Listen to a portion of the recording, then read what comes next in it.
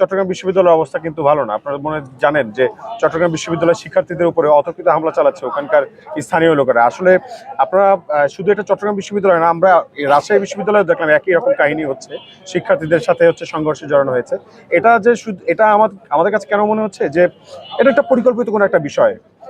যেমনটা কিছুদিন আগে 2 দিন আগে নূর ভাই হচ্ছে যেভাবে হামলার শিকার হলেন পুলিশ আর্মি দ্বারা, এবং জাপার মাধ্যমে হচ্ছে যেরকম একটা সংঘর্ষের সৃষ্টি হলো, এবং নূর ভাইয়ের আপনারা দেখেছেন হয়তো এখানে গালের হাড় পর্যন্ত ভেঙে গেছে, তিনি এখন পর্যন্ত হয়তো বা অসুস্থ, অনেক ক্রিটিক্যাল অবস্থায় আছেন।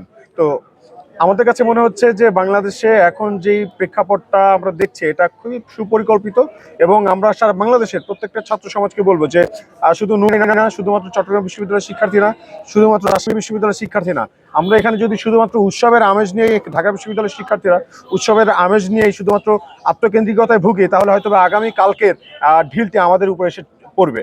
তো আমরা সবাইকে বলছি যে আপনারা সবাই সতর্ক থাকুন। আমরা ঢাকা বিশ্ববিদ্যালয়ের শিক্ষার্থীরা যারা যারা সচেতন শিক্ষার্থী, আমরা সচেতন শিক্ষার্থীরা চট্টগ্রাম বিশ্ববিদ্যালয়ের শিক্ষার্থীদের পাশে আছি, রাজশাহী বিশ্ববিদ্যালয়ের শিক্ষার্থীদের পাশে আছি, সকল বিশ্ববিদ্যালয়ের শিক্ষার্থী সহ যারা জুলাই অভ্যুত্থানের শক্তি সবার পাশে আমরা আছি।